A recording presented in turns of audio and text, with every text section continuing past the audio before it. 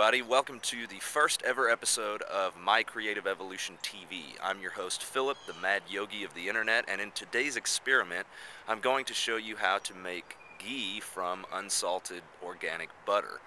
Ghee is the Indian or Ayurvedic version of clarified butter, and what we're going to do is boil or cook out the water content and the milk solids from the butter so that we're left with pure fat. Yummy. Ghee has a number of advantages over butter or other fats. Number one, it's got a favorable fatty acid profile. It tastes really good. It has a higher heat point and a longer shelf life than normal butter. Also, there are a number of more esoteric advantages that come from Ayurveda, and you can read all about those in the article that accompanies this video on the website at mycreativeevolution.com. Anyway, let's go ahead and get started. So basically we're going to start with 4 sticks of organic unsalted butter. This is just Horizon brand, and I got it at the grocery store for I think $5 or something. And we're going to use just preferably a stainless steel saucepan, and we're going to get to work. Alright, so now I've got the butter in the pan. So as you can see, the burner is set at about low or simmer. I might pull it up to 2, but the idea is basically just to cook it low and slow for probably like an hour and a half or 2 hours. Anyway, we'll check back in on the progress a little bit later. So basically all the butter is melted now, and what you see is the white foam on top, and that's just the water content that is being evaporated out of the butter. And then if I just stir it here with a metal spoon, you can see, well, maybe you can see there's like little floaties in there.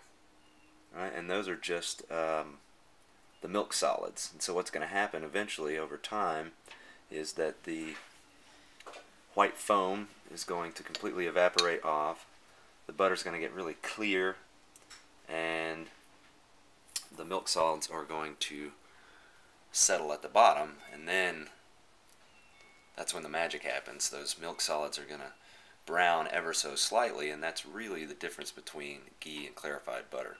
So what I've done is just turned my temperature up just a little bit, just to 2. And again, we want this to go low and slow. It's been going now for about 20 minutes, and I'm just going to watch it and stir it every so often with the metal spoon, and we'll see how it goes. Alright, so we've hit about the 1 hour mark, and as you can see, there's just a slight boil going on. Again, you want to make sure that it's low and slow so that you're not scalding the pan.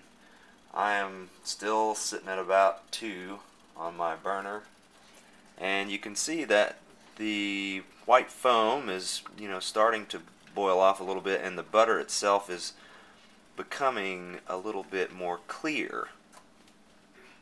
If I give it a stir,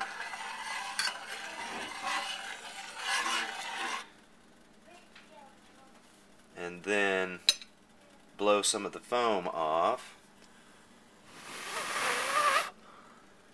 you can see maybe some of those milk solids floating around.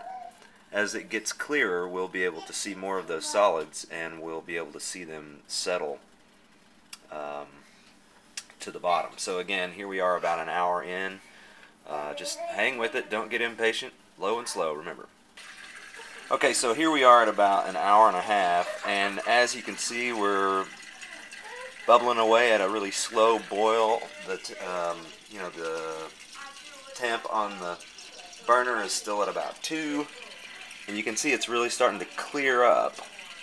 Now every once in a while there'll be like a kind of an explosion of there we go. It bubbles up pretty good, and it kind of jumps out of the pan sometimes, so you might want to be watching it at this point. But again, we're about an hour and a half in, and hopefully here in about half an hour we'll be pulling it off the burner.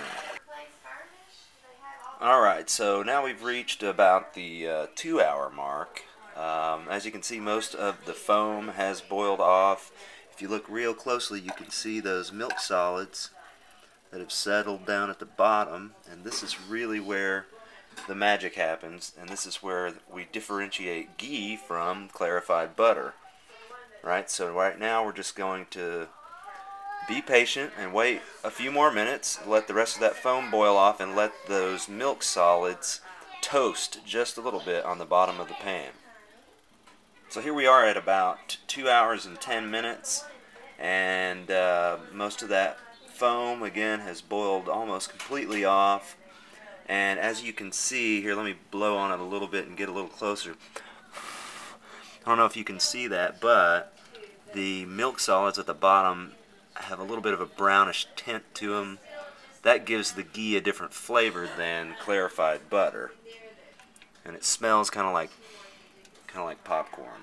So now we're going to strain it out. Alright, so we're ready to go. What I have here is a colander, just a regular plastic colander with 2 layers of cheesecloth in there, and below that is just a glass, big measuring cup. And so I'm going to take the ghee and carefully pour it through the cheesecloth.